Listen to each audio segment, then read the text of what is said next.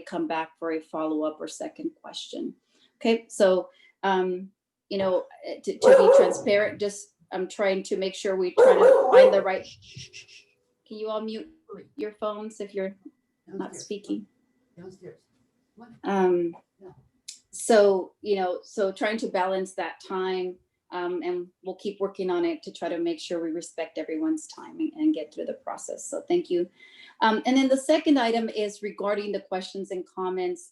Just as a reminder, I know there's been some comments regarding whether this process should continue or not. I mean, those are really questions for the board.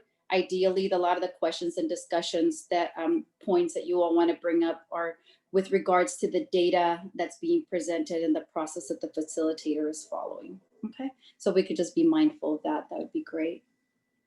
And with that, Ms. Gutierrez, roll call, please.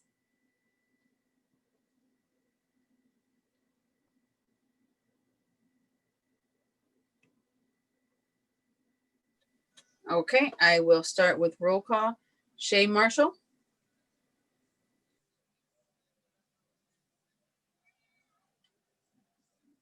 Ms. Marshall. Okay, you're on mute, but I will Here. let the record. Thank you. Let the record know Ms. Marshall's here. Ms. Christina Mendoza.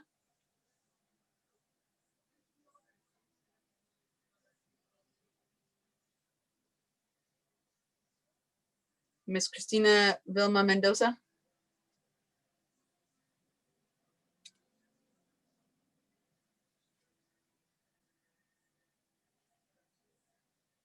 Okay, I don't see her here.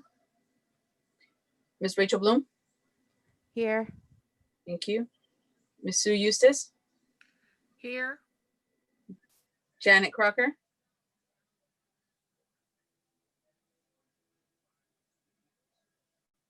And I know Ms. Crocker is here. Let the record show that she raised her hand. Hamilton Balon. Here. Veronica Medina. Here. Selena Navarez.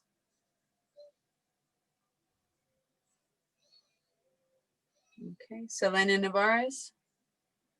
Absent. Angela Ringling. Here. Maria Ibarra. Here. Catherine Ingham Waters. Here. Christine Dix. Here. Michelle Padilla. Here. Thank you.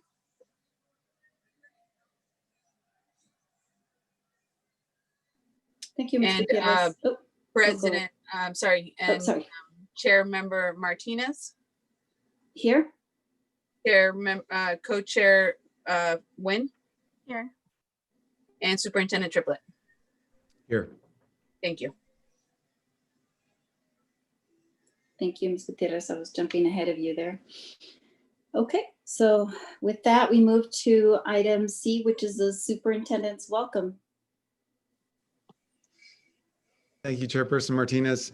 Hi, everybody. Welcome to this evening, to this meeting. I want to appreciate you all for being here, and also welcome to the public who is watching and staff members.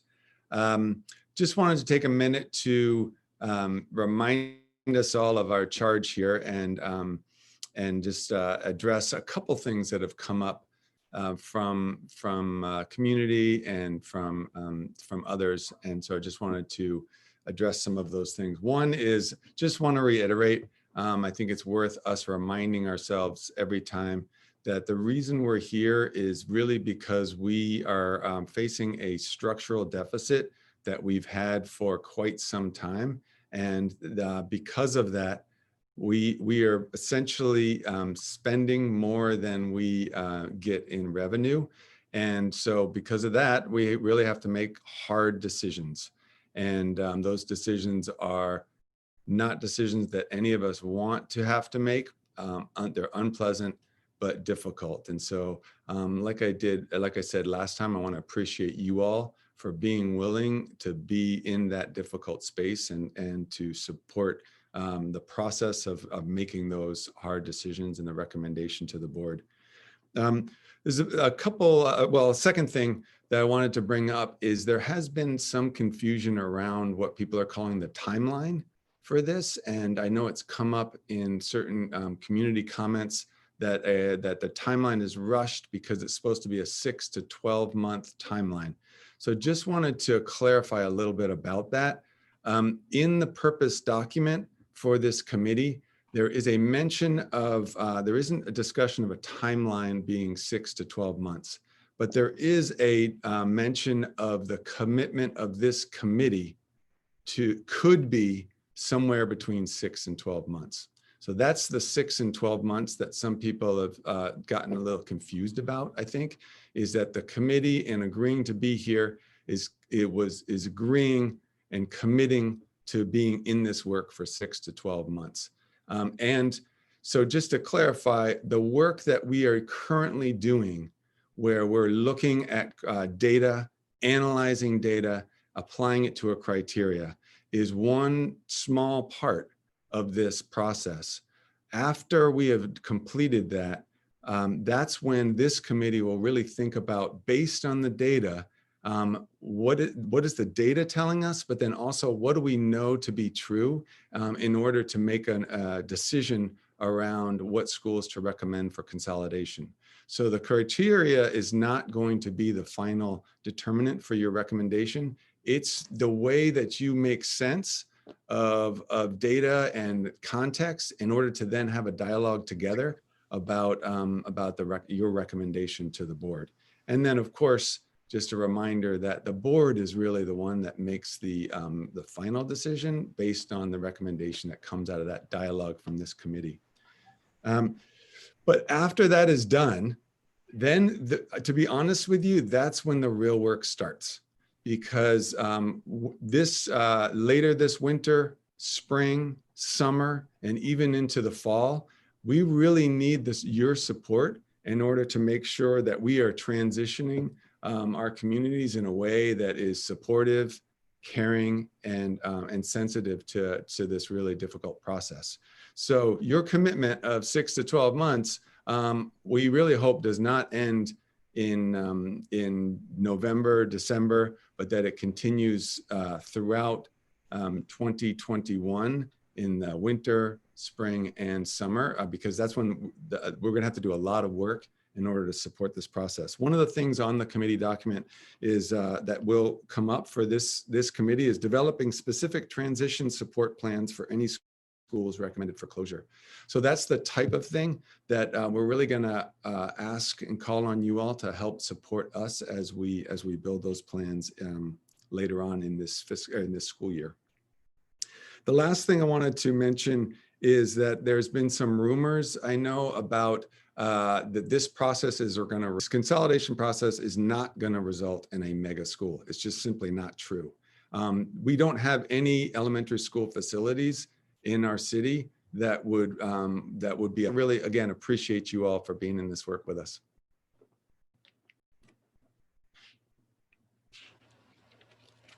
Thank you, Superintendent Triplett. The next item is public comment. So just again, based on our last discussions, again, the instructions are on the agenda in terms of how to submit public comment. We all agreed that we would be allocating 3 minutes per speaker for a maximum minute time of about 20 minutes, just given everything else that we need to get through the agenda.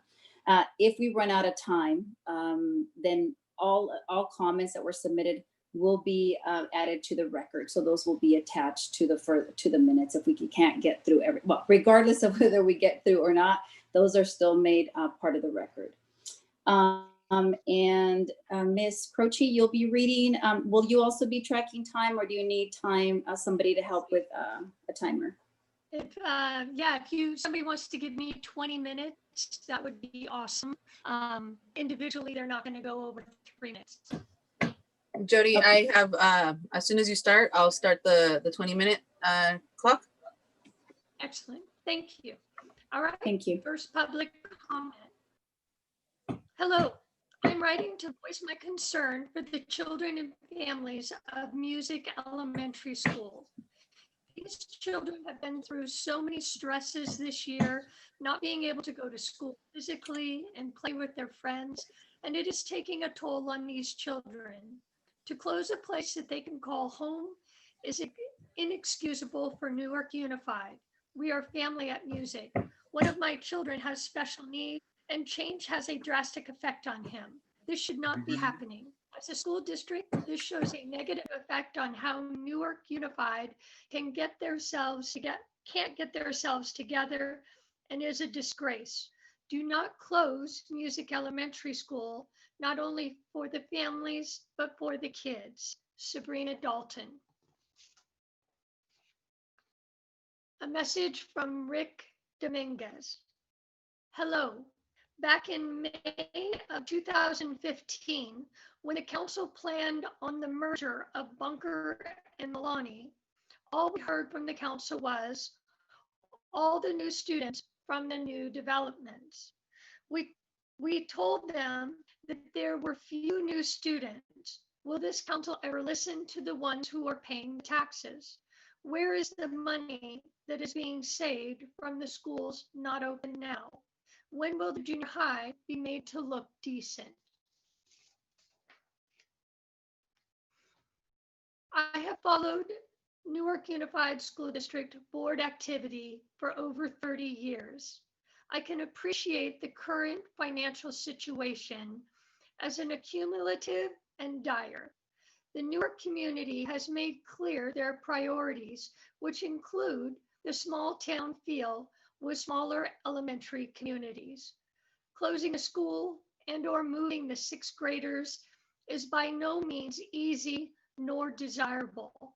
I do, however, understand the approach and resolutions that could be incurred. We have many new administrators and almost a completely new board. I would therefore encourage moving forward by keeping closure to one school only at this time. This decision would allow for the least disruption and go a long way to build trust and transparency. It would also allow the district to learn about what works and what improvements can be made. Thank you for your consideration. Noel Dute. My name is Tony Dute. I have lived in Newark for 42 years. I am a parent, grandparent, school volunteer, and currently serve on the CBOC. There has been a continuous financial downslide by the school board for decades, culminating in yet another bailout by closing another school. The closing of Russian was to be the fix-all, and we know how that went. Mismanagement seems to be the strong suit. As a member of the CBOC, I have been able to tour the school sites and see the deplorable conditions our teachers and children have to deal with. Yes, we need to do something, but quick fixes do not work. Closing a school, as in one school, will probably have to happen, but only after the entire board looks very closely at every school and portable to determine which one needs the most expensive repairs or elimination. The quick fix seems to be using the existing portables that have rats, mice, and snakes, and I have literally put my fist almost 3 inches into rotten wood. I put a basketball on the floor and watched it roll to one wall to the other. The list goes on. My point is that if you think you can go for the quick fix, it is not going to happen. If or when we sell a school site, it should go to a developer who can build some condos with a focus on incentives for teachers to live and work in Newark instead of watching them drive across the freeway. As far as a bond or parcel tax in the future, please notice the number of people who are moving to Newark that are not putting their kids in our school system and rather registering Jody, them. 3 minutes. Thank you. Dear School Consolidation Advisory Committee members, as a parent of a student who currently attends Music Elementary School, I strongly disagree that closing any of our schools is the solution. As a community and a district, we need to focus on our students and their best interests, and closing schools is not the answer. By closing any of our elementary schools, it will only result to overcrowded classrooms, teachers being unable to assist students adequately, more traffic problems, and it will have a negative impact on our students, teachers, and community. Moving our students away from their teachers, the ones that they have grown up to love and friends that they have created over the years, is not an acceptable way to make up for the district's inability to manage their finances. The year 2020 has already been a tough year for our children. With distance learning, why would the district want to take away one of the things that are consistent in their lives? Why do our children's education need to suffer? Our children shouldn't have to worry or stress about their school closing or going to a new school. It is not good for their well-being or their mental health. Instead of making the decision to close down schools, the district should be thinking of different ways to save. The district should look at the overall picture before making drastic measures such as closing a school. A decision like this will only further affect the children. As a concerned parent, I ask that you please reconsider other viable options opposed to the one at hand. Concerned parent, Nick V. I wanted to thank those individuals who applied to be a part of this committee. You applied knowing this committee was going to require a lot of work and that the conclusion probably wouldn't be popular with many within the community. From the first meeting, you fought to be an independent body, yet the district flexed their muscles, reining you all in.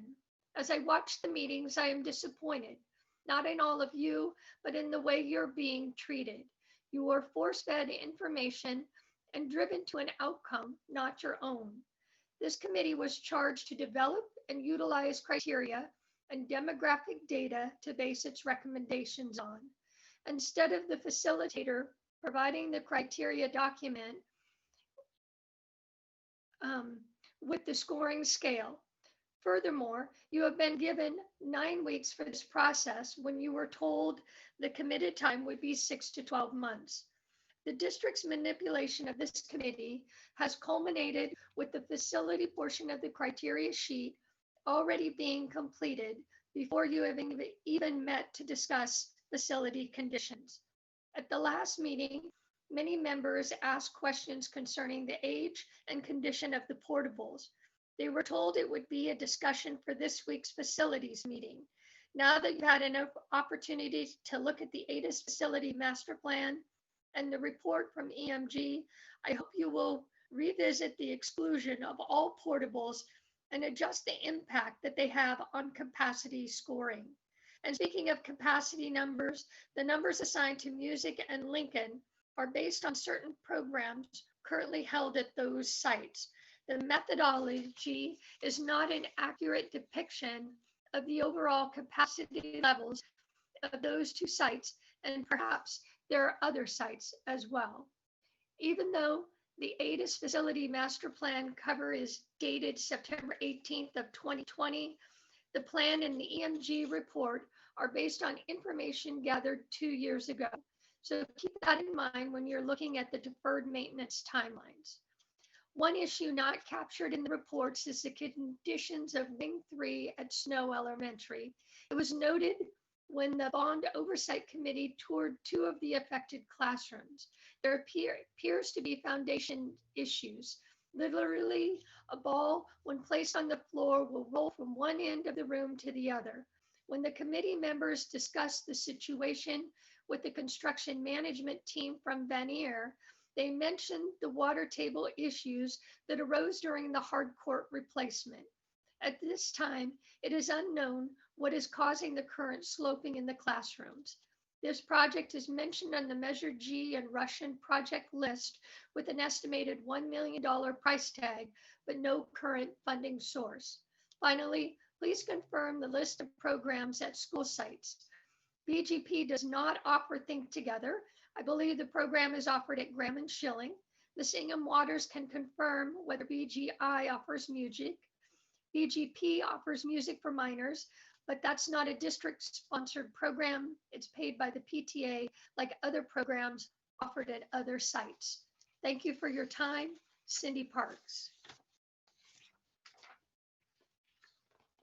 Dear Consolidation Committee, my children are students at Music Elementary School.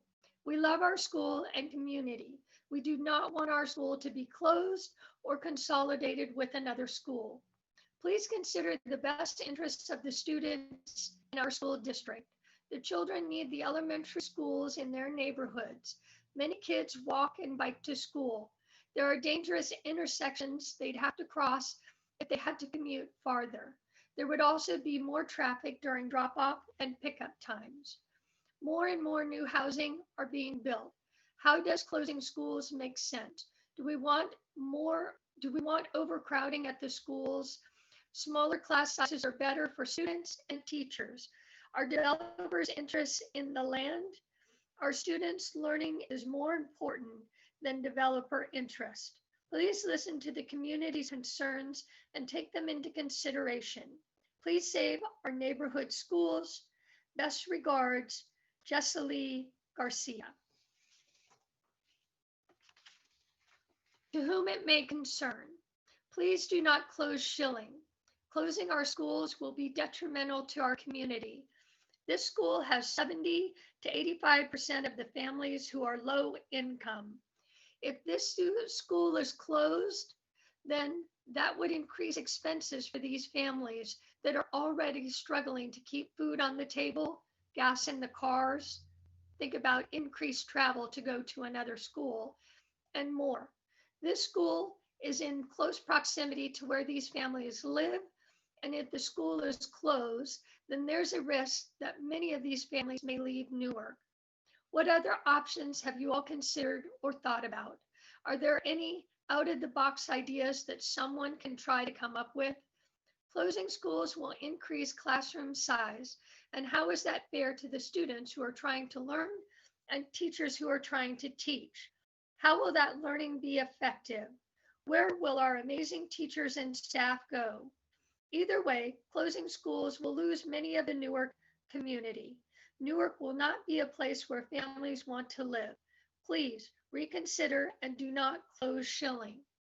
Thank you, Michelle Capuz. Dear members and community, this dog and pony show needs to end. It is an embarrassment to the community. I have never seen board members acting like with such disregard for the rules and democratic process. President Martinez is literally making up rules on the spot and ruling as if she were a sovereign. There is no such thing as a 30-minute maximum discussion allowance. Neither is there a rule that a chairperson can unilaterally change public comment time, or that a committee's meeting time can only be extended once. But it does not stop there. Requests from members to agendatize an item are ignored, and members are wrongly told that they cannot communicate about a request to put an item on the agenda. The Brown Act clearly allows such communications. The Brown Act, by way, which President Martinez believes merely provides guidance. One wonders what a grand jury would find about public officials calling the Brown Act simply guidance. Every time we believe the low has been seen, it goes even lower. It is out discussed in this meeting. It shows the contempt the board has for this community and the committee. Want the land and then use the money to build a new school in the new development at Cherry and Stevenson. So here you are told we need to close schools because we have too many of them and we can't afford it, while later on you will be told we need to build a new school. How morally corrupt is that? Carrie Nuke. Dear committee members and members of the community watching this streamed meeting, I want to bring up a few things. First, at the last meeting, some people kept saying, I know this is an emotional issue, and I know emotions can run high after people shared their opinion or spoke out. That has to stop. Claiming someone is being emotional in a meeting is what sexist people have been doing to women ever since women entered the workplace. When you label something that is said as emotional, you invalidate what the person says, whether that is your intention or not. We should support each other and not engage in actions that perpetuate sexism or be used to undermine other members' contributions, questions, and statements. Second, a petition has been circulating online with goal to get the board to not close schools. I hate to be the bearer of bad news, but this petition is too little, too late. For years, the state has been underfunding schools. For years, the Newark community has not passed a parcel tax to help bridge the gap between what the state provides and what the district needs to be high achieving, high functioning district that students and our community deserve. In my opinion, elected district leadership and high ranking district office employees took an easy way out. They should have worked to pass taxes to support the city's school years ago. Elected officials probably didn't want to have uncomfortable conversations with the community, encouraging them to vote to help support the schools, thereby increasing their taxes. So now people are sending around a petition that will not put an end to this process. There is simply not enough money to continue the way that we have been. If you want to save the district, you must act. You must literally put your money where your mouth is. In addition to signing the petition, I encourage you to start a group that will work to help get taxes passed to support the school district. The district needs more money if it is going to transform into the high achieving on this committee, waving at the camera right now, and after sharing this strongly worded message. I think we're at 3 minutes. How much time do I have left? Some of these children have been attending music since they were in the challenges the children and staff will be facing if you decide to close them down. We are currently facing a pandemic that has created a lot of anxiety, stress, and even depression to some of our staff, parents, and students. The last thing is hi there. I wanted to reach out to you today and close your issue. I have heard from many people on the subject and was saddened to hear that one of the schools being considered is music. For years, music has been not only a wonderful educational experience for both our children, but the staff cannot be beat. Although our son came from Kathleen Cunningham. Thank you. Okay, and again, greatly appreciate everybody sharing their thoughts and concerns. So we will definitely keep that in mind. So with that, we move to item E, which is the approval of the September 15, 2020 meeting minutes. May I have a motion and a second to approve unless anybody has any corrections or modifications that they'd like to call out?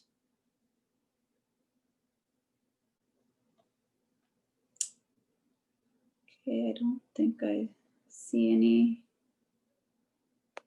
No hands. May I have a motion and a second, please, to approve the minutes as they are?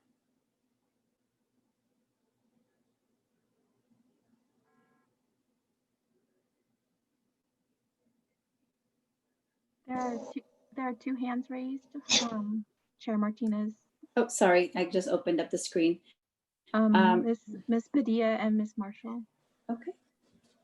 So do we know who came up first? So the motion made, is it okay if we do a motion made by Miss Padilla, seconded by Miss Marshall? Okay. Works for me. Thank you. I'll try to keep my screen. I'm only working off of one screen. Apologize for that. Okay, and Miss Gutierrez, can you please take a vote?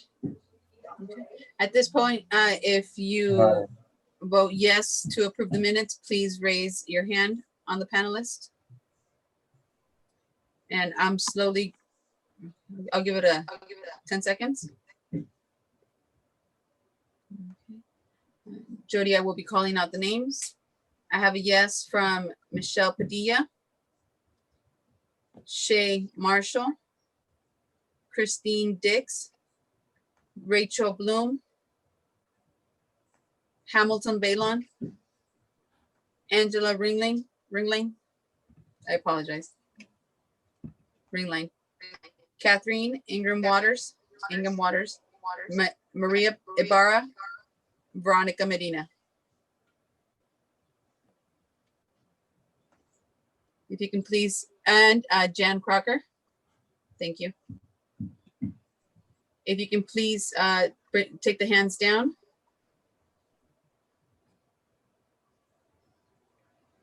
At this point, I will be asking if anybody votes no. Please raise your hand. I have 0 no's, any abstentions?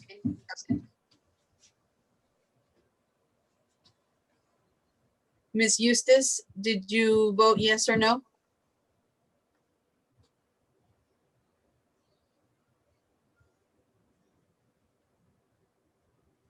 You're on mute, Miss Eustace. Actually, I think her screen might have frozen. Okay. Oh, there she goes. I am at this point, I don't believe that the minutes reflect really what's going on at the meeting, so my vote would be no. Thank you, Ms. Eustace. No for Ms. Eustace. Motion passes. Thank you. Okay, and with that, we move to item F, which is the presentation of the facilities information. And is that to Ms. Superintendent Triplett and Ms. Dela Cruz? Thank you, Chairperson Martinez. Yeah, I'm going to turn it over to Ms. Dela Cruz to begin. Thank you, Dr. Triplett. Tonight, we have Mr. Ken Reynolds from SchoolWorks to present the facilities information. We also have Mr. Tang Do from ADIS Architects to answer any questions. And the information that has been included in the presentation is from the facilities master plan that all of you should have received. And with that, I'm going to ask Mr. Reynolds to please go ahead and share your screen. All right, good evening, everybody. Tonight, we're presenting information from the facility master plan and the facilities in general from the Newark Unified School District. So I spent, let's see here. There we go. So this first master plan document, again, this is basic facility information. We're not duplicating any of the information that's been previously presented on enrollment or classroom counts or school code once you have all of the data put together. So this will be helpful in terms of looking at perhaps the age of the schools. We can see when they were built. It's interesting to note that all the schools were basically built, all the elementary schools were built in a 12-year period between 1955 and 1966. The acres, usually we average about 10 acres for an elementary school, especially those built back in the 50s and 60s. And most of them are in that range. The only exception was we had a slightly larger site at Lincoln Elementary. And then another interesting one is looking at the building area on each campus. Just because we have different capacities does not necessarily mean that the school with the largest capacity will actually have the largest building area. So again, it's just another way of looking at numbers. But I did want to note that the largest schools were Graham and Schilling, and the school with the smallest building area was Kennedy. So again, just some additional information as we get to the difficult point of having to make decisions. The other thing I included in this presentation, again, more as a reference. Again, this is straight from the master plan. It is the existing site diagrams. So for each of the schools, we have the color coding that illustrates the type of spaces, so we can see where the classroom spaces are, where the cafeteria is, where the office space is, things like that. And then in the notes on the side, it illustrates some of the current challenges and current needs. So again, it's a descriptive format that will be very useful in the discussions. But the net value of improving these and addressing these issues, of course, is one of the components of the matrix. So this just gives more details on the information that we'll be presenting at the end of this presentation. So here's Birch Grove Primary. And then we have Birch Grove Intermediate. Next is Graham Elementary. And here is Kennedy.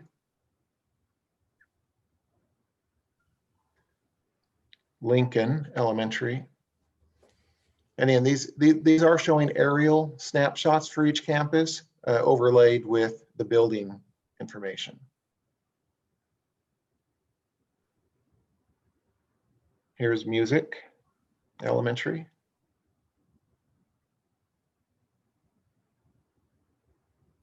This is Schilling Elementary.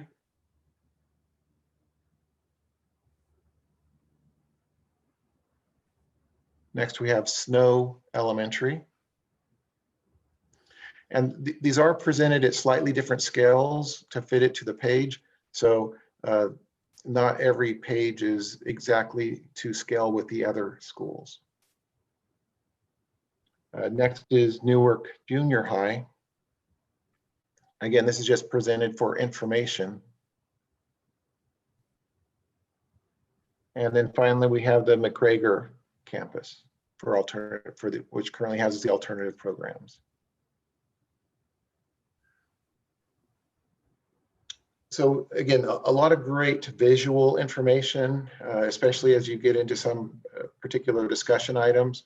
But to help summarize information for the matrix, one of the questions looked at, what is it going to cost to, what improvements are needed on the campus? Sort of that's the gauge of the condition of the facilities, right? How much work is needed on that campus? And of course, the master plan identified several different categories of needs. And this is really just a summary of those items. And so we had some signature projects identified for each campus. Again, those were pretty evenly distributed across the sites. Then there was long-term needs, which was looking at both the deferred maintenance items and several other needs on those sites. Again, a lot of those were identified in all of the verbiage on the individual pages. And then we show the total cost. So that just combines the long-term needs along with the signature projects. Then I added an additional column here. Again, I wasn't sure what information would want to be utilized in the matrix. So the total master planning cost, again, is one way of looking at the numbers, but the other would be what the 5-year deferred maintenance needs. So that's the schools with the most needs over the next few years. So that's an immediate challenge versus some of the longer term projects identified in the master plan.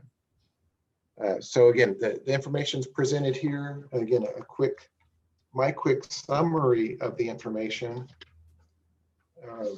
would be that we had the sites with the most needs identified in the master plan were Birch Grove Intermediate and Schilling Elementary, along with McGregor. Whereas the sites with the most deferred maintenance needs over the next 5 years were Birch Grove Intermediate, Graham, and McGregor. So again, a few different ways of looking at the numbers and you get slightly different results. So it's all good information depending on which you feel is the best criteria to judge the situation. Then the second page here, again, this is straight from the master plan. It showed what those needs were over a 20-year period. So it showed the immediate and along with different signature points over the next 20 years. And when you add all those together, that was a significant component of the total master plan needs that were identified on the previous page. But again, we just wanted you to have all the backup information on where the numbers came from. So that 5-year number on the previous page was the immediate, the 3-year, and the 5-year columns combined is what I was referencing on the previous page. So another component of the matrix says, well, how much money have we invested in our schools?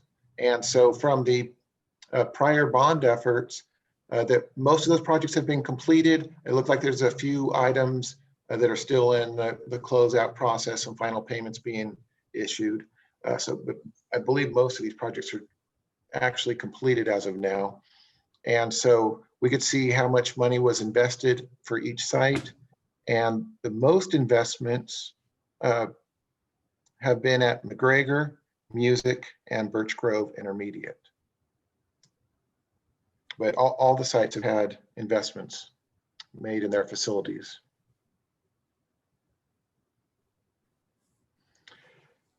This next slide talks about unique and special program spaces. Again, the main reason this is on the matrix is if there's some unique facilities on a site and that site is closed or consolidated, then there may be a need to replicate those facilities, and that comes at a cost. And so in the unique column, what is identified are some of the unique facilities for each site. But when we talk about unique, sometimes people prefer to look at programs, and there are special programs that are using space at each site. So that information is also provided on this slide. And so it's done for each of the elementary schools here, along with McGregor. Ken, could I interject here for just a second on that last slide? Definitely. Just to make a distinction here. So really in terms of facilities, it's really the column to the far right that is, oh, sorry, no, to the middle. The center. Yeah, that is really like a facilities note, so to speak. The special program spaces, we will be talking more about programs in the upcoming meeting, but we just wanted to put those in there as just a contrast in terms of things that aren't necessarily contingent on the current facility. So makerspace, for example, while fantastic, extremely important, but ostensibly you could have a makerspace in any classroom that you chose to put it in. It's not contingent on the classroom or the space that it's currently in. So I just want to draw that distinction. But what we're really focusing on tonight is the unique spaces. Correct. Thanks for the clarification. So next, if anyone recalls from browsing the master plan document, there was a page in the master plan for each of the sites that followed the existing site diagrams. It was basically identifying what the master planned projects were. And so I reviewed all those items to determine were there any sites that, didn't have a cafeteria that needed one or needed a larger library space or larger cafeteria space. And the only items I was able to note from the master plan was that there were 3 sites that did not have adequate office space. So that was Birch Grove Intermediate, Graham, and Snow all identified a need for additional office space. But all the other sites seem to have adequate support facility space, which we typically refer to as, our non-classroom spaces. So that's again, the cafeteria space, our office space, our library space, things like that. And then the other item from the matrix was, are there any environmental factors? And it's not common to see environmental factors for schools, but they do happen once in a while. And so again, reading through the master plan, the only thing that was obvious was the easement for the aqueduct that runs through Birch Grove Primary. Nothing else I found of note in regard to the other sites. And then this last slide, just really, again, a lot of good information for the discussions that will be taking place. Talks about some of the other uses that are happening for the site and or facilities. So whether there's childcare programs and several other uses of the facilities and sites. And again, most of the sites have quite a few programs and other community uses. And so it's just good to be aware of that as we go through this process. I believe that's all of the items from the presentation. So with that, I'd love to turn it over to any questions there are.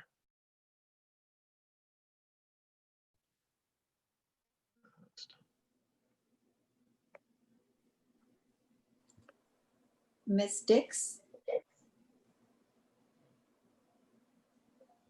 Yeah, I just wanted to clarify, just to make sure we have all the right numbers. On that first slide, when it was showing the square footage, or I guess the acreage of each school, it looked like it said the junior high had 44 acres. Is that a correct number?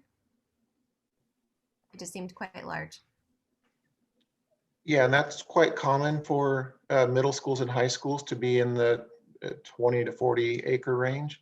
So again, Okay. that came straight from the master plan. So I'm assuming it's correct. Okay, just wanted to make sure it wasn't a typo.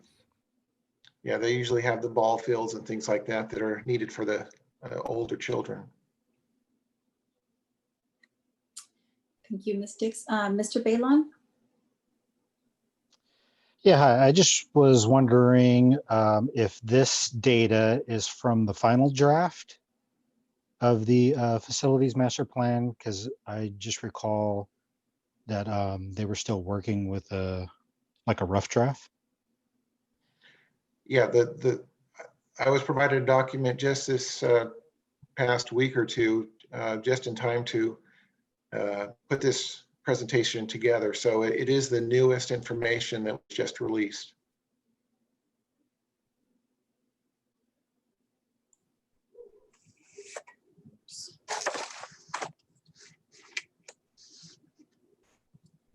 Any other questions?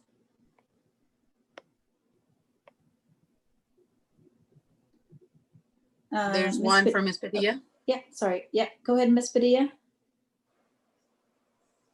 I have a question, and I apologize if this information is already out there, but is there a line item on how these totals came to be for each of these school sites and what they're attributed to, like ROM pricing, or and are these, and is there an order of absolutely necessary to have or like to haves in those totals? Are you referring to the master plan costs? Yes. Yeah, Like an air conditioning unit is a need to have, but some of the like to haves, like a fence. I mean, some people would argue that's a need to have, but fencing, for instance, would be a like to have in my category. Something like with that kind of breakdown. Right. And again, there can be some judgment to any of the numbers or several of the numbers. The deferred maintenance items are truly, when we have to replace an air conditioning unit when it fails. So I think the deferred maintenance are more of those absolutely required. The other master plan are needed items, I don't know if there was a whole lot of wants identified, again, due to the age of the facilities and updates in educational delivery systems and 21st century technology. Again, a lot of that is just trying to keep the schools viable in this day and age. So, but yeah, I think there's more perhaps judgmental items if you look at the total master plan costs versus if you're just looking at the deferred maintenance costs. Yeah, I would just like to add in the slide where it has the signature projects and long-term needs, the signature projects are the ones that you would categorize as want to haves. And I think Mr. Tang Do can elaborate a little bit on that, but if that's the question, that's where the nice to haves would be. Okay, thank you. Mhm. There's a Miss Jan, hand. sorry, yeah, Miss Jan Crocker. Me. I think we need to keep in mind too that the facilities are not all equal in terms of capacity. And we have anywhere from 430 to 724 capacity without the use of portables. So when we look at the cost at each site, you can't just compare one site to another because you have to look at what capacity is there and able to take care of kids. So I don't know how that figures in, but I think it needs to be something that needs to be addressed. I was fooling around with numbers and I find that there's quite a difference between the cost per student capacity to repair one school versus repairing another.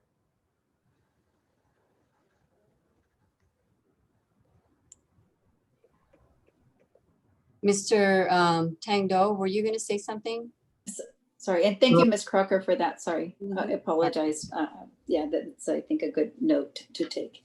Sorry, Mr. Do. Yes, good evening. Thank you. I'm Thang Do. I'm with Aegis Architects. I joined a little bit late. I'm here this evening just primarily to clarify any question from the master plan that may help you make your decisions. Regarding the cost information, the answer that Ms. De La Cruz provided was correct. Regarding the last question, which had to do with cost per student, I think that was what the question was about. So the cost study had nothing to do with the number of students. We just looked at the actual physical facilities and assess the needs to maintain, to replace, and or upgrade the systems and materials and put together a cost for those items, regardless of how many students a particular campus was accommodating. So, for example, Newburgh Junior High School is a very large campus, even though in parts of it, large parts of it are either underused or unused. And so it's expensive to renovate, even though the number of students may not be commensurate with that number. If that's clear to you, that's sort of my response to that last question.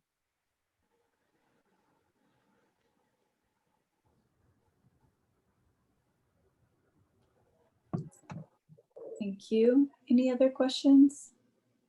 Just confirming, I didn't know if Ms. Crocker's hand was still up, and No, also I put it up again. Oh, and so then sorry. And And then Ms. Ms. Eustace Eustace. also was interested in having a question. I'm sorry. Ms. Eustace also had her hand raised. Oh, I'm sorry. I didn't see her hand. Okay, Miss Eustace, go ahead, and then we'll come back to you, Miss Crocker, if that's Thank okay.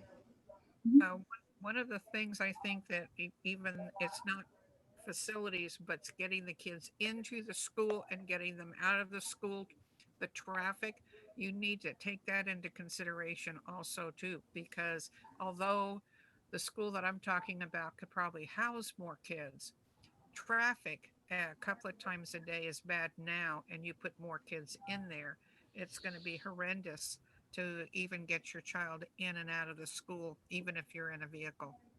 And that's the Birch Grove Intermediate. And I don't know if you can go over the railroad tracks or anything like that to make the flow better, but that should be considered when you're thinking of the buildings.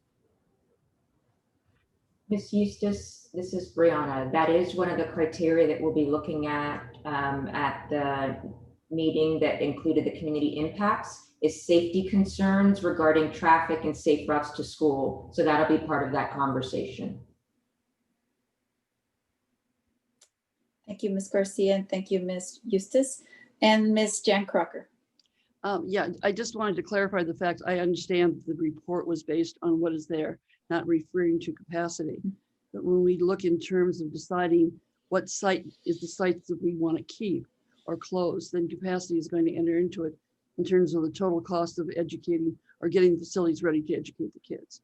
So I understand the report was not a consideration, but I think for this committee's use, it is a consideration, especially if we are looking at non-portable facilities, because the portable is something that you can manipulate and you can get one place or another. Whereas, the fixed facilities are the things that, from my perspective, would determine a big part in terms of what we have to do to make them usable for the number of kids that we were talking about doing. Thank you. Thank you, Ms. Crocker. Okay, I don't think I'm missing any other hands. Any other questions?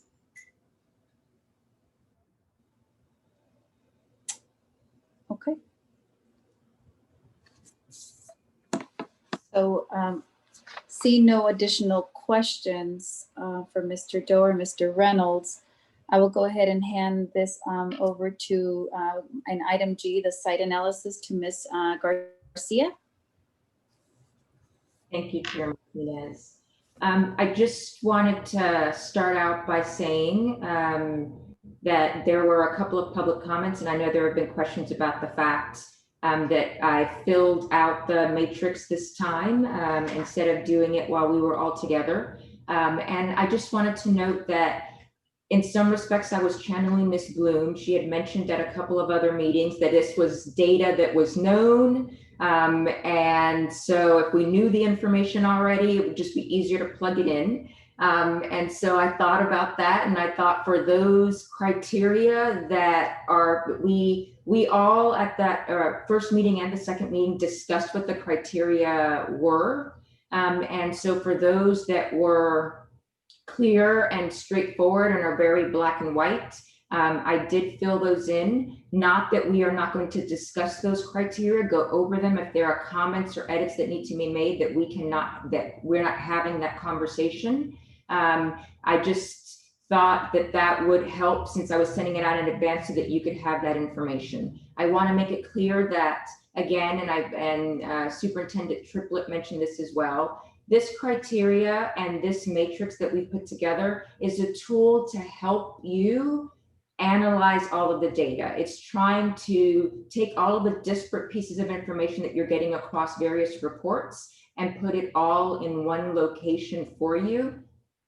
This is not in any way to say that you don't have a voice in this process. If there are corrections that need to be made, if there are, as we discussed before, if there are criteria, and as Ms. Crocker just mentioned, one that you would like to add, that's a conversation that's going to be part of this when we get to the meeting, when we're going to be looking at the recommendations.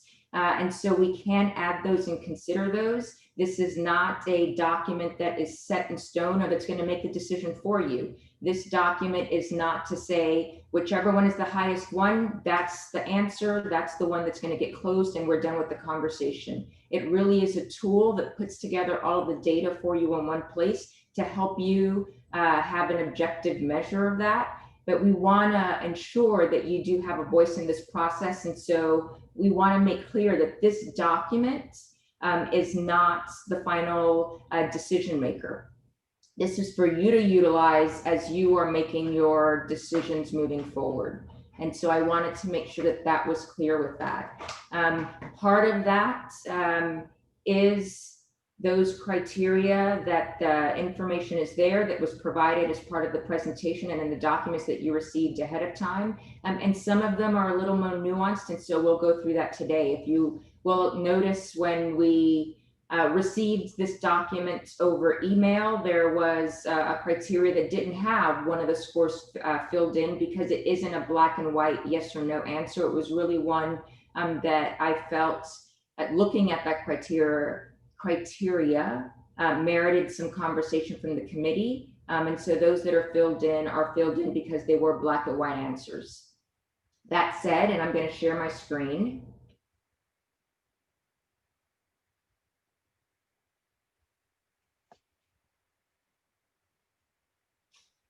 One thing, and in response to that, and this idea of wanting to make sure that we are being responsive, or that I'm being responsive to the committee as I'm putting together this data for you in one location. Last week, we had 2 committee members that brought up a point about really needing to look at the available capacity and what the percentage was that would be used by these schools of the available capacity.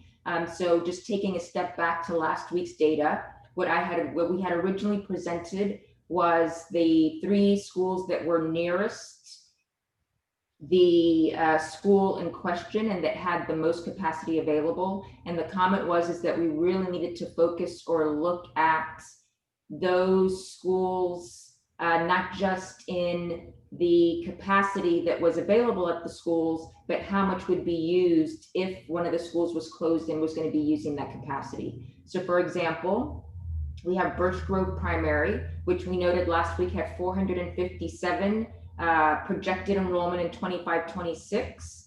And the fact that the 3 schools nearest to Birch Grove had an available capacity of 805 seats. So I took that difference. If you look at the total of 805 seats and the 457 projected enrollment, that's going to leave an additional, if all of those students were absorbed into those 3 schools, it would leave an additional 348 seats still available. And effectively, the students that are currently at Birch Grove Primary are using about 56.8% of the available capacity of those 3 neighboring schools. And so you're not looking at just those straight numbers of the total that's available, but I was hopefully trying to be responsive to that request and looking at what that percentage that those students would use. And so I want you to be able to use this document as a tool. And if there's some information or data that would be more useful to you to use it in a different, or to see it in a different way, then I please encourage you to share that. And if it's a calculation that can be done so that you have that information, I want to make that information available to you. So with that, I want to turn to the 5 criteria that we were looking at for this evening. You will note, as I mentioned, there was one of them, criteria 5, that was not filled in because I felt that merited more conversation and it wasn't a strict yes or no answer. But the other 4 criteria, when you look at the criteria that we discussed, were in some sense very black and white. So you have modernization, construction, or other projects recently completed. That's a straight dollar value. If they had some completed, it was a yes, a number 1. And if it didn't have any completed, it was a no or number 2. As Mr. Ken showed us, all of them had projects that were recently completed, so all would have received a number 1. The scoring for this one, however, was highest score goes to the school with the least expensive projects, and that was where the weighted score came in. And you'll note, if you're looking at the sheet that you have, that the score numbers are slightly different. I realized after this was sent out that I had flipped the scores. I had put 8 as the highest score for the most expensive, which was with this category and not this one. So for example, Birch Grove Primary, the projects that were recently completed with the Braun projects were $2.6 million as compared to Birch Grove Intermediate, which is $3.4 million, or Graham, that's $3.2 million. And so we wanted to score it so that they're all a 1 because they're all yes that the projects were done. And we wanted to score it with the least expensive projects as the highest because if you have a school that has had less work completed recently, that would be higher on the list than one that you spent more money on to complete recently. Does that make sense? All right. And so that's how that scoring was done. And so I'm just going to flip over to this other slide so you can see it in one place and zoom in a little bit. So if you'll look at, hold on, so we don't get these two confused. And that's projects completed. Yes. And Miss Garcia, I know that there's a few questions. Did you want to just kind of get through this last piece and then we'll bring up the questions? Let me show you this piece and then we can get Okay. to. So this is just showing you those projects that were completed in rank order from least expensive to most expensive. And so as I said, the highest rank goes to the school with the least expensive projects because it had more money placed into it. So if that school were closed, that's just a lesser financial hit than closing a school where more money has already been spent on that campus. And so this is just showing you how that rank worked. All right. And so with that, I couldn't see the hands as I was talking. So Chair Martinez, if you could let me know, or Lucia, Ms. Gutierrez, if you could let me know who had the questions. And I have them in, I'm going to call them in the order that I'm seeing them on my screen. And Ms. Gutierrez, correct me if somebody was not earlier, but I have Ms. Jan Crocker first.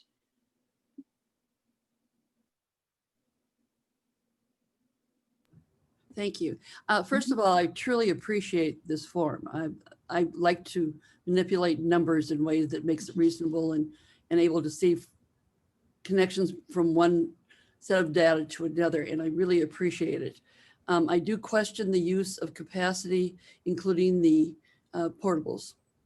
I think that needs to be pulled out, and I know that it takes a little bit of math work, but it should be relatively simple to adjust that. So for Birch Grove Primary, instead of having 576, you have 480 that would be there, because the portables are something that are, although there is an expense to moving them, they're not as expensive as building a new building or, trying to find a solid building. I think most people in the community would rather have their children in a fixed facility rather than a temporary one. Now, the modulars are considered fixed. So the items that we have at Graham, they were modular, and they are certainly part of the fixed process. But anything that is truly movable, as much as it takes a while to move them, I think should be eliminated from the capacity. And I'm not sure, how you determine whether that's something you want to do or not. Thank you. Thank you, Mrs. Crocker. In my response to that, I would argue when we look at facilities in total as we're planning schools, etc., we do typically take into consideration the full capacity, including portable buildings, again, as the first level, because it really does provide the flexibility for then those that are going to be programming the schools to determine how the schools are going to be used. And so I think that as a committee, if there is a consensus regarding, as you were saying, that most parents would prefer their students be placed in permanent classrooms and not the portable classrooms, I think it's twofold. I think as far as when we're looking at the scoring criteria and capacities of school sites, that we should look at all of the capacity, because some of those portable buildings may not be used as classrooms. They may be used as ancillary spaces, as maker spaces. Some are being used for book rooms and other things. And so we need to take that into consideration for the facilities aspect of it.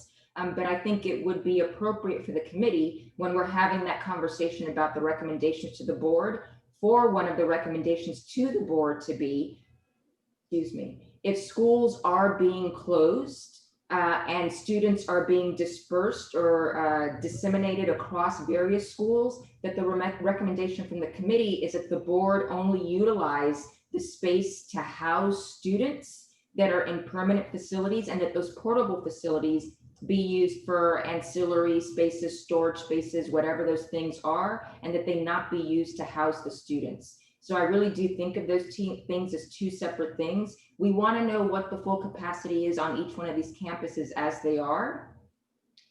But we want to, or if the committee would like to, provide that recommendation to the board that if and when schools are closed and they are looking at drawing boundaries or determining how students will be housed on the remaining campuses, that they look at the capacity of just the permanent facilities only and not look at the portables for the housing of those students. Okay, thank you, Ms. Garcia. Ms. Padilla? Thank you. I have a question, Ms. Garcia, on actually last week's ranking.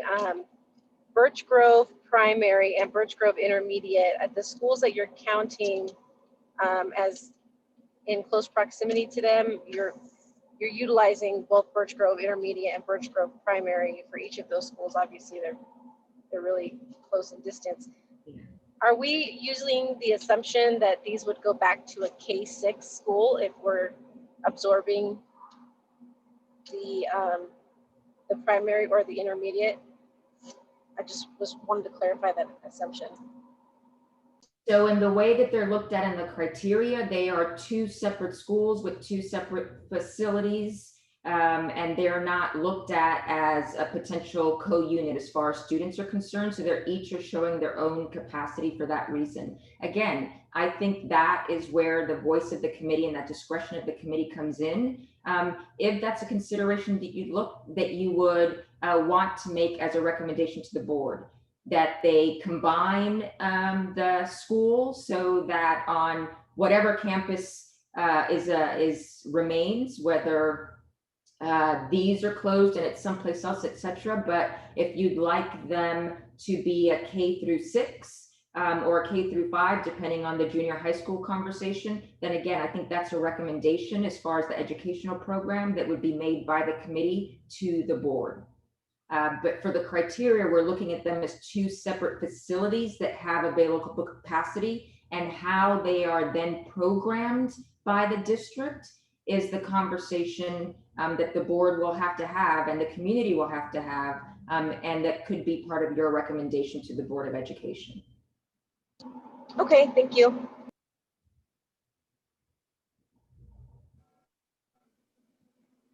Sorry, and Ms. Ingham Waters. Hi, just a typo in Birch Grove Primary support spaces. It says need larger office 2. That's actually Birch Grove Intermediate. Mm-hmm.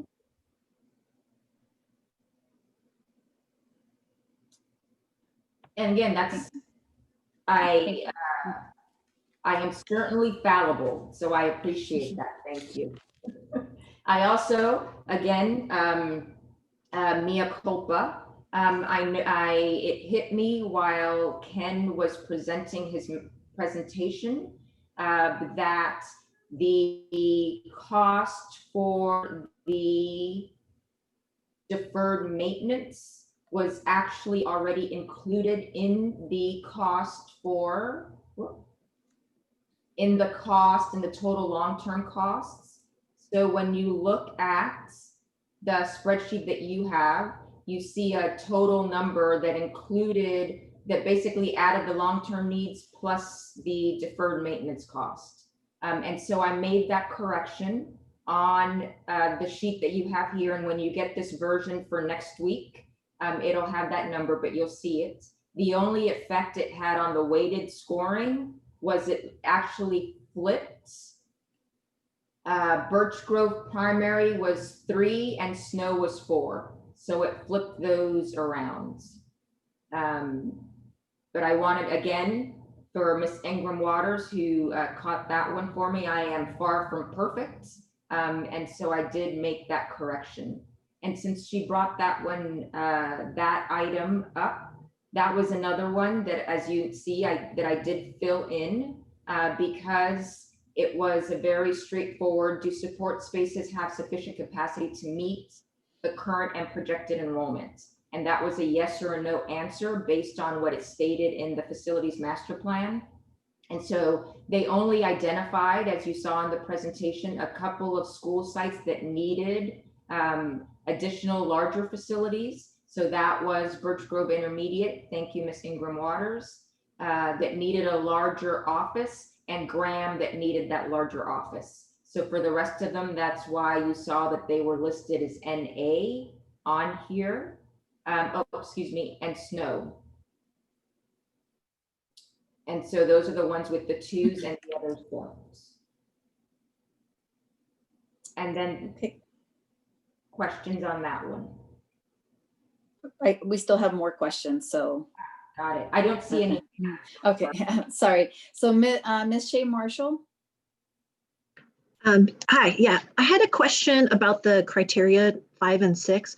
I'm noticing McGregor doesn't seem to be included in terms of like the weighted score, or also in the criteria number 6, sorry, on the other sheet also, you had it, it's not included in terms of like what projects were completed and the money it cost and where that came in the totals. I don't know if I'm explaining it right. Yeah, I gotcha. Yeah, I put the information in here for McGregor and for Newark. I've been trying to put that information in there as information because the conversation around these 2 schools doesn't necessarily impact what's happening over here, and I'll explain why. So for Newark, I'll start with the easier one. For Newark Junior High School, there's no consideration of closing the junior high school. The conversation and the recommendation for the committee to potentially make is, do you want to move the 6th graders onto this campus? And so I wanted to make sure that you knew what the total enrollment was projected, what the capacity would be, because that is relevant to, is there enough space on that campus to move those 6th graders onto that campus? With McGregor is a continuation school. Well, partly continuation. The adult school is there. They're being used for 3 different uses. The day-to-day operations, that during the daytime, there's 84 students currently, or as of what was December 2019, that were enrolled on that campus. And so to do these calculations and weight it in the same vein that you're doing these other schools that are actually used as full K-6 schools would be comparing apples and oranges. If there's a determination to close McGregor, and those students would need to be moved, that would not have the same financial impact. And I can let Ms. Dela Cruz or Mr. Triplett speak to that. And we'll talk about it more in the financial presentation in a couple of weeks. Would not have the same financial impact as closing one of the elementary schools. And so I want you to have that information as you're making your considerations about, do we consolidate the 2 Birch Grove primary and intermediate? Do we move the 6th graders? Do we close McGregor and put them on another campus with the other students to make that space available? But they are not in consideration with regards to needing to close 2 schools for the financial savings to the district, because that does not have an equal weight that the other elementary schools have. Does that make sense? A little, it does, but at the same time, when looking at like what the projected costs are, it has like one of the largest amounts that it's going to need for improvement. So that's why I was just curious. I get it. And that's exactly why I wanted that information in there. And you guys need to consider, should that site be closed? And that could then potentially save those costs and they could go someplace else. But again, because of how McGregor is used, it's not just those elementary school kids during the day, it's the adult school at night. So then we have to figure out, okay, so what's happening with the adult school? And that's a bigger conversation than just, okay, let's shut this one down and move the kids to another campus. Thanks. Thank you, Ms. Garcia and Ms. Marshall. And Ms. Ringline? In regards to a couple items ago, can we as a committee vote right now whether to include portables in the capacity numbers before this final recommendation to the board? I have concerns with the conditions of portables and do not feel that they should be used in the capacity numbers. And as a committee, I feel like we should make that decision. I would recommend that we look at that information when we have the conversation about your just general recommendations in total. Once we have all of the data and all of the presentation in one place so that you can make a decision based on all of that information. And I do understand the concern about the portables, but I do believe that when you're looking at the district is in the business of educating students. But it does have to look and have the ability to use all of the resources at its disposal. And that, in some respects, also includes those portable buildings. There are some of the portable buildings that you are correct, that are not necessarily in a condition where you will want to put students in them. And when Ms. Dela Cruz and staff and the architects went out to look at the school sites, they did discount those portables that were in a condition where students aren't being housed in them. For example, I know that they mentioned that there's a couple of school sites where they're being used as book storage. Those were not counted in the capacity because they weren't spaces that you would put a student in. I would also note that the state, when it is providing funding for modernization projects on campuses, it does provide funding for modernization of portable buildings after a certain age. Obviously, the district, when it's going to be putting in for that money, has to look at the condition of those portables to see whether or not it's worth putting those dollars in those facilities, but that is part of the consideration. So I do think as a committee that it's important that you look at the full capacity and what the reality is on that campus. But then, as you're saying, as a committee, when we're looking at those recommendations, then you can vote to make a recommendation to the board that they exclude portables in their consideration of how they're going to program those remaining school sites. Can I reply to that? Wasn't it ADIS's recommendation to demolish the portables? I will let the district speak to that one. I know that there were some of the portables that they are not including and that should be demolished, but I don't believe that they that they included all of them, and Marie can confirm. You also have to keep in mind that for school districts across California, portables provide a level of flexibility on campuses, and they are built into facilities master plans and facilities planning across California, and are not simply thought of, and depending on how long they've been there, and as we mentioned before, whether they were purchased or leased, they are considered as part of the facilities on a campus. Ms. Dela Cruz? Yeah, in terms of the master plan, what it has in there in terms of the portables and demolishing, it was in the context of the larger picture. So it wasn't just about demolishing or getting rid of the portables, but if you wanted to have a smaller learning community, for example, then it was part of that whole project. So it would say, you know, demolish the portable and then build a learning community in place of that portable. So it was part of a larger picture. It wasn't just the general, you know, let's get rid of all the portables. Thank you, Ms. Dela Cruz. Mr. Balon? Sorry, Chairperson. Oh, sorry. Yeah, Then, go ahead. I appreciate Ms. Ringland. I appreciate your question, and I do think it's really important, as Brianna said, that, or Ms. Garcia said, that at the end, that is something that the committee really has the chance to weigh in on and make a recommendation based on that. We will want to bring to that conversation other information just about it was mentioned just now, the cost of replacing portables. In reality, I think now what schools are doing and districts are doing is when they need to quote unquote replace a portable, they're actually making them into modulars, which the committee member Ms. Crocker mentioned earlier, and are actually much more like buildings and much less like unpermanent spaces. And so we would really want to bring that information to this committee during that conversation, so that that could be a factor in your decision, in your recommendation. We'd want to bring, like, what's the approximate cost of a modular building and things like that. So I appreciate that you've lifted it up, and which that should definitely be a part of ultimately what you all recommend. Sorry, thank you, Mr. Triplett. And Mr. Balon. Yeah, I'm kind of in agreement with Ms. Ringline, and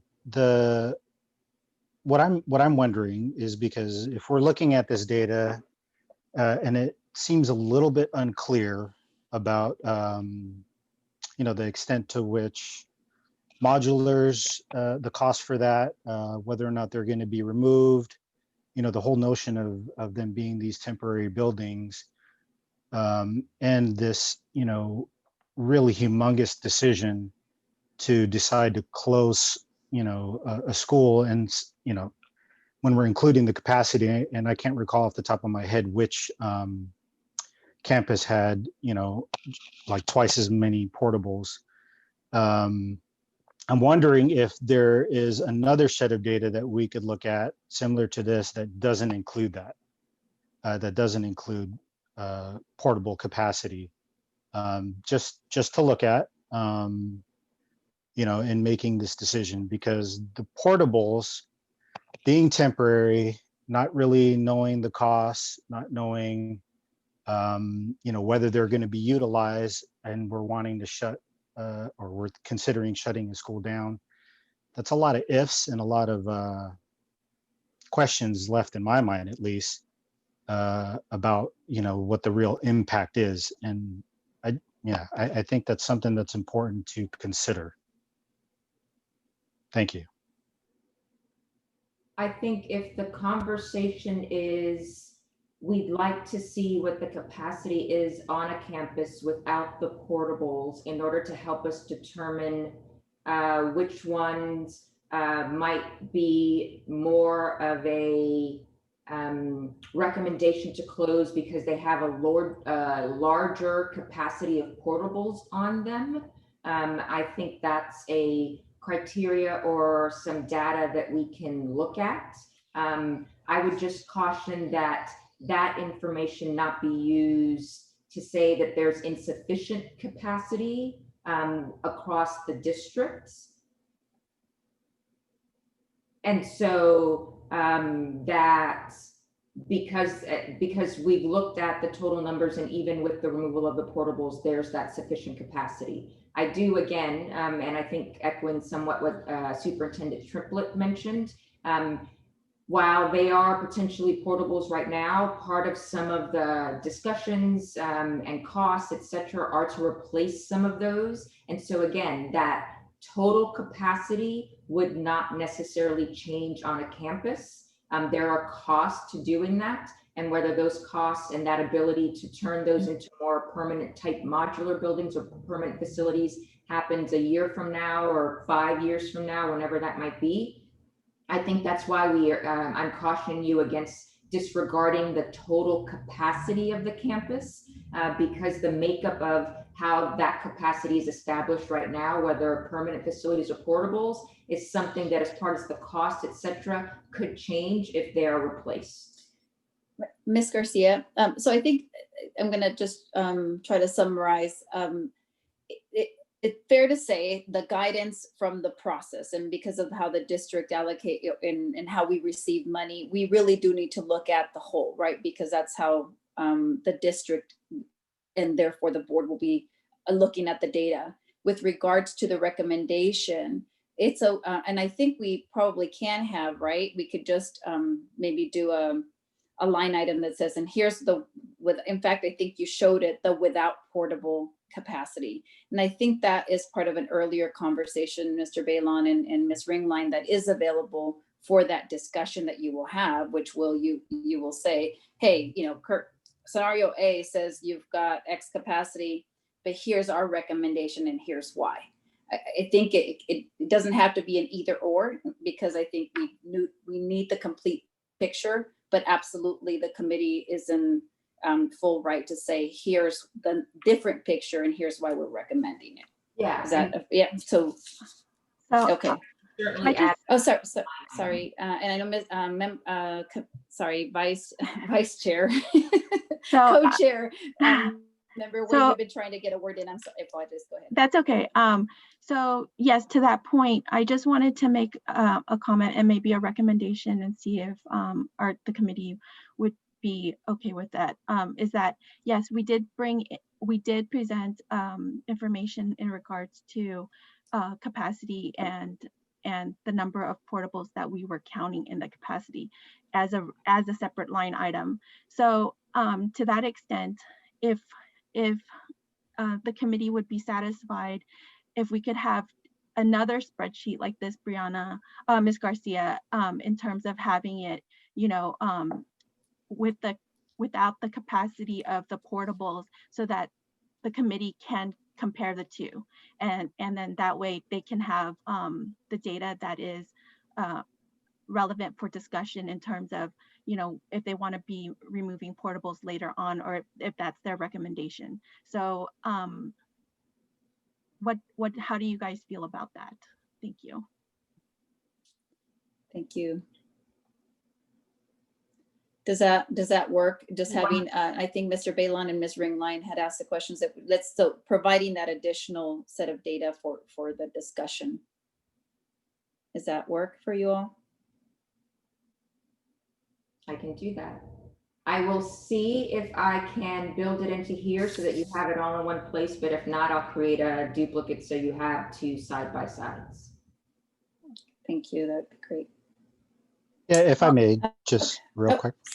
Yes. Mr. Bailey? Sorry, Yeah. Yeah, so I'm in total agreement with the data, and I'm kind of a data geek. So, the idea, just like what Ms. Delacruz mentioned about sustainability and long-term growth, we want to be in a position where we don't revisit this. Mm-hmm. And so, the idea that's the thing that's kind of sticking with me. This idea of portables, it's like, well, if they're really temporary, they're portables and whatnot. So we want these permanent buildings, and we want to really make a solid decision based on permanent structures, for the long term. So that's the only reason I'm asking for that. Thank you. Yeah, absolutely. So is the recommendation satisfactory with you, Mr. Balon? Oh, yes. Thank you. Thank you. Thank you. And so I know there's additional questions. So just guidance from you, Ms. Garcia, in terms of how much more additional work. So should we do 5 more minutes of questions? And then, yeah, okay. We need to address number 5, and that's going to take a little cooperation from all of us to give a score for those. Okay, so let's do, if that's okay with everybody, let's do 5 more minutes of questions and we'll keep it going. Chair Member Martinez, if I may, just for the sake of sending the order, we do have the 4 questions. Are you going to ask them all? So that just so we could say the last question and no more after Ms. Padilla's so question. right now we have Ms. Dix, Ms. Ibarra, Ms. Crocker, and Ms. Padilla. So we'll try to get those very quickly done. Thank you for that suggestion. Ms. Dix. Yeah, just the more we're digging into numbers, the more I'm thinking. I was just wondering if there's a document anywhere that kind of outlines where once we close a school, where that savings will come from. I just was interested in seeing what numbers you're pulling from where we're grasping the $500,000 number, just so we can kind of dig into that, and if there's more possible savings so we can keep it to just one school, or if there's other methods that we could look at besides closing a school. I just feel like we haven't discussed that very much, and it hasn't been really a time to bring it up, so I'm just bringing it up now to speak to public comment too. Thanks. So two answers. The first is we are going to be looking at the cost savings. That's part of, if you look down here, criteria 13. And so Ms. Delacruz will be bringing forward a presentation on the district finances, and then what the expenses are and what the potential net savings are. Because obviously, just because you close a school, you don't wipe out all of those costs. Some of those are going to be transferred with teachers, et cetera, when they're moved. So she'll be providing that information at that meeting. And I would say, as to other considerations for closure, really the purview of this committee is to look at potential school closures or consolidations. And so that would be part of the recommendation. If the conversation about, hey, board, are there other things we can do besides close these schools, really should happen with the Board of Education. If there are some amazing ideas that you guys have and want to throw them out, I can certainly put them in the report at the end of, hey, have you considered this board, and list those out so that your voice is there in that document. But any talk about, well, you know, spending time on what all these other options would be and figuring all of those out, that's really a conversation for the board. Thank you, Ms. Garcia. Ms. Ibarra? So be patient with me, guys, because I have a couple of comments. So one of them, it seems a little bit, I don't know what to call it. Sometimes, you know how you hear a conversation and it just gives you a feeling. That's kind of what I've been getting this whole time. So for example, all the numbers that were being thrown, like all the millions and everything, a couple of years ago, and I know a lot of the people on the board and our superintendent and a lot of the people that are now leading the district were not here then, but there were a couple of meetings where, you know, ELACs, school site councils, everything came together and they were asked to say, what would make your school great? Give us any ideas you want. And it seems like now those ideas added up to the numbers and now they're kind of being used against, I don't know, just kind of a feeling. It seems like it keeps coming up on here, but I'm glad that we have the amounts of money that we need to spend on the things that are actually needed, but still just something I thought I would bring up. Second, last week I asked if it had to be 2 elementary schools that had to be closed or if McGregor was included. I know that McGregor is on the list, but then today we're hearing that if McGregor were to be closed, it wouldn't bring in the same savings as if we were to close 2 elementary schools, and that's something we have to look at. So then again, I will ask, just for the sanity of all the community that is really, really, really stressed out right now, I'll ask again, if McGregor were to be closed and those students were to be moved to another location, would it also help with the budget and bring in the same amount as, say, an elementary school? Closing 1 elementary school is hard. Closing 2 is really, really, really hard. Like I said, for the sanity of everybody on here. And then third, for numbers, let's say that there were a school to be closed. Can we see some data? Because I like to play with numbers as well, and I like to consider how that would impact in terms of percentages. So we looked before to see the amount of students at a school versus their capacity, and we got a percentage out of that. If a school were to be closed, how would that impact, say, the nearest 2 or 3 schools that it touches in terms of that percentage as well? Because there's one in mind where if that school were to be closed, the 3 neighboring schools around it would go up to between like 75 to 80%, which is, to me, a good number.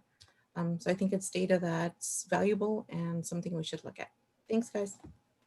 So I'm going to answer your last one real quick before Ms. De La Cruz talks to you about the funding. I tried to capture that in big pictures with this number right here.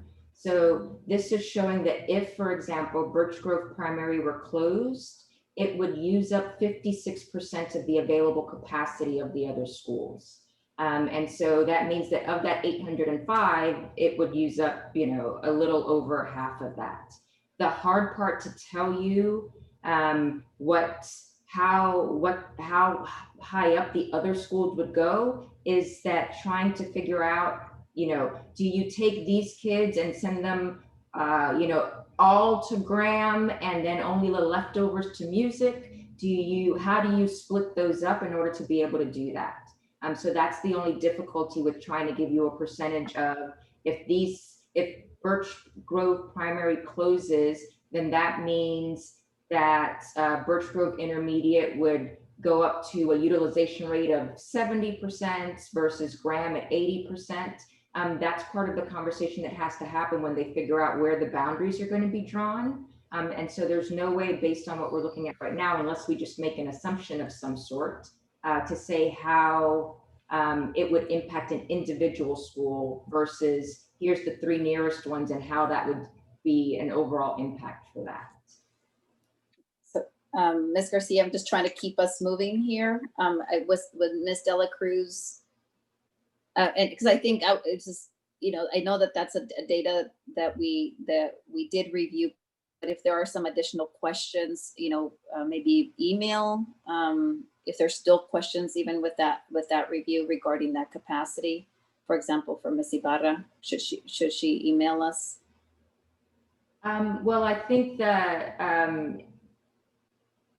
that's a question that at the next meeting we'll definitely dive into some more, because we'll be looking at specifics of what all the potential cost savings are from each one of the schools. And so that'll give you a very clear black and white as to whether, you know, what the weight of closing McGregor is compared to one of the elementary schools. Will that work, Mr. Barrow? That way you can actually see the numbers for each one. Sure.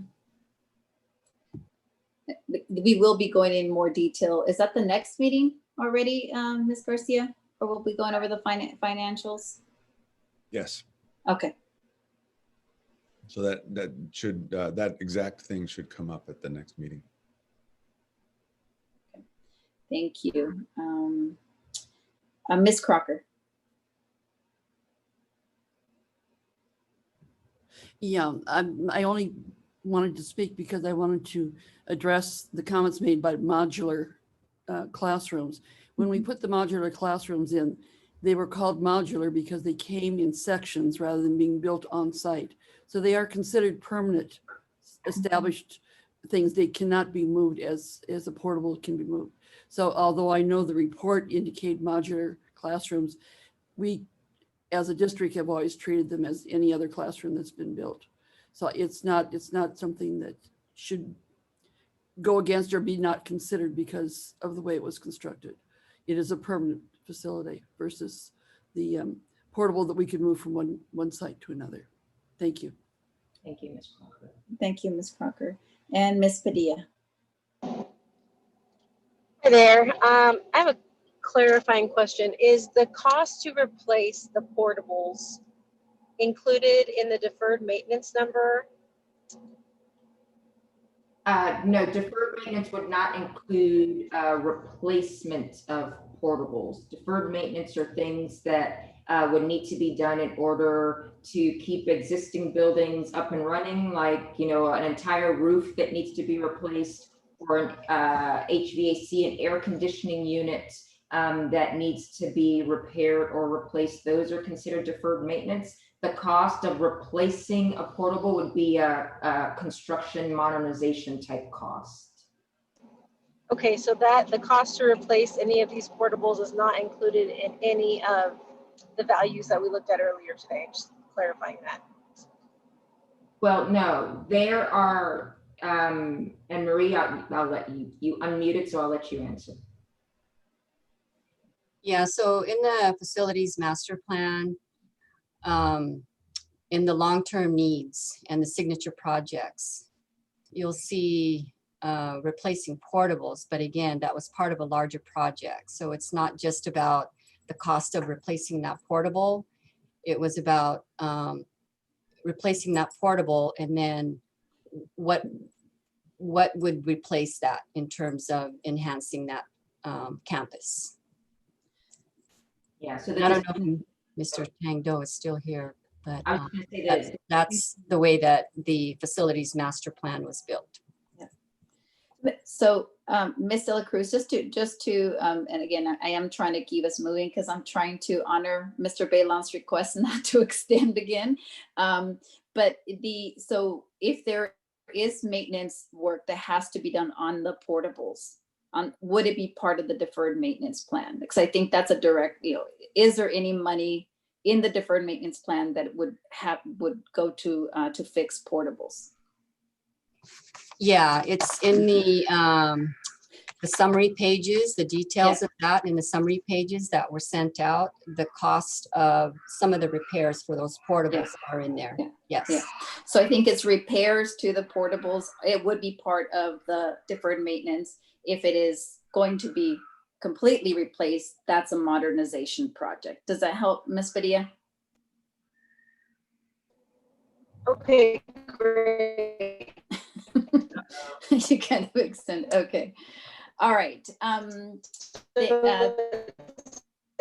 like you, sorry, Ms. that- Padilla, Ms. Padilla, you sound, it's very difficult to understand. And that's rolled into your, can you hear me or am I? Can hear you now, but then you're just muted. All right. Okay. All right. All So right. look at this real quick so that we don't, or hopefully, this is the one that I did not fill in because, as I said, it wasn't a strict black or white. While the weighted score was based on the highest score goes to the school with the most expensive needs, and that was strictly putting dollars in order. Whether or not the conditions of these facilities are good, fair, or poor is more of a little bit of a conversation. And what I tried to do is provide you at least the year that the facility was built. So you would have that, though, as Ken noted before, Mr. Reynolds, they were all built within about a 10-year or so span. So there's not a lot of difference there. But the other thing to take into consideration when we're looking at fair, poor, or good really is what it would cost to actually bring that facility up to where you want it to be. And so that was one of the main reasons, and I'm going to switch over here real quick, why I wanted you to see those deferred maintenance costs, that 5-year one, because that really does go or tell you a lot. It's a good measure of the condition of a facility, how much deferred maintenance there is, or that will happen on a facility.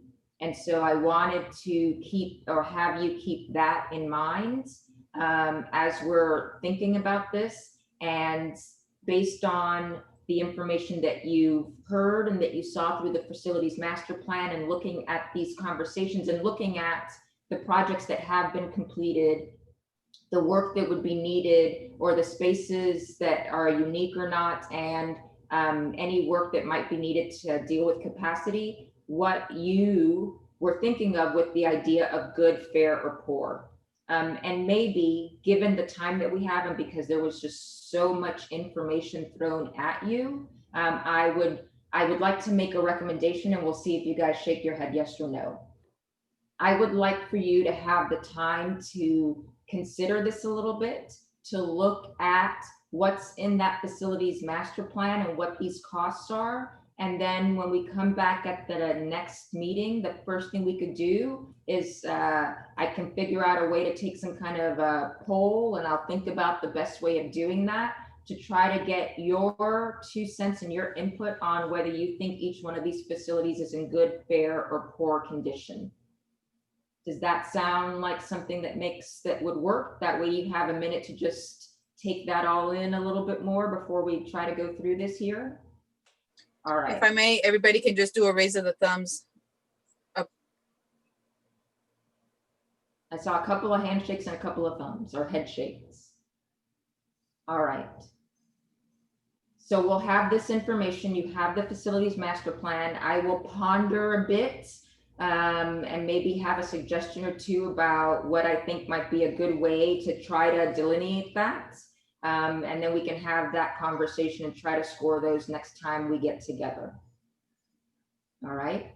And then I'm going to ask, because this time I made the assumption, and I know that there was some that questioned my filling out these in advance. Would you like me to go ahead and do that for the other criteria that we have going, or would you prefer to do it like we did the last couple of weeks and leave it blank and walk through that scoring together?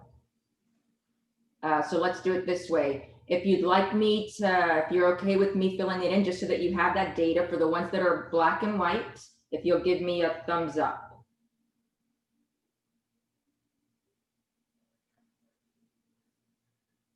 All I got 6 thumbs up. Thumbs down. 1, 2. I got 3 thumbs down. All right.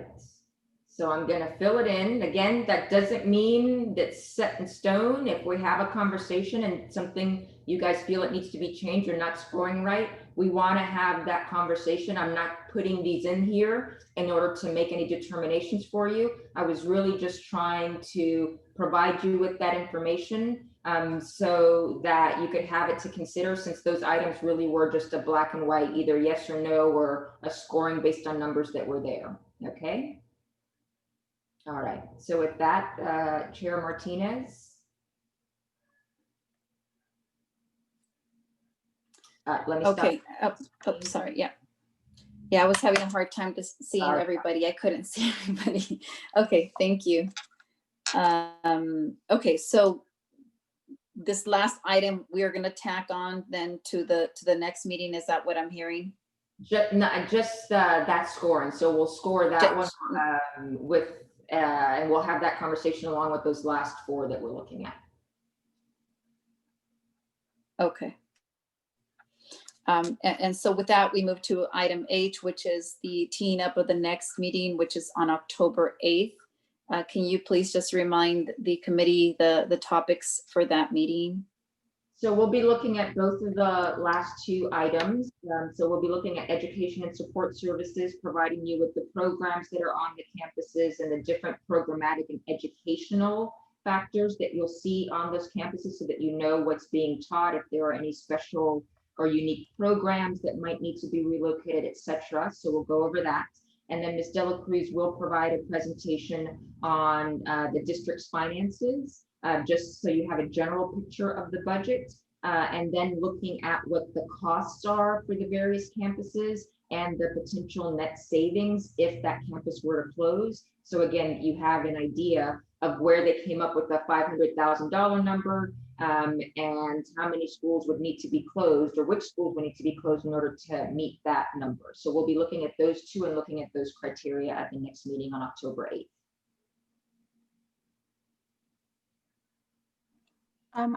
I see a hand. Ms. Ibarra, do you still have a question? I think she removed it. She's shaking her head no. Okay. Thank you. Thank you, Ms. Nguyen. Okay. So thank you, Ms. Garcia, for that. And so with that, we move to adjourn. It's 7:57. May I have a motion and a second to adjourn, please? I'm to adjourn the meeting.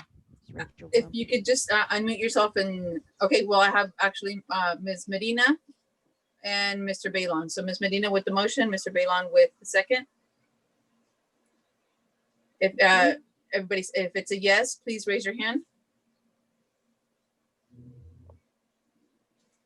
I'm going to be calling out the names. I have Hamilton Bailon, Christine Dix, Shay Marshall, Veronica Medina, Catherine Ingham Waters, Rachel Bloom, Angela Ringling, Maria Ibarra, Michelle Padilla, Janet Crocker, and Ms. Sue Eustace. Thank you. Let me just confirm that I have everybody. And Ms. Shay Marshall was a yes. Ms. Medina was a yes.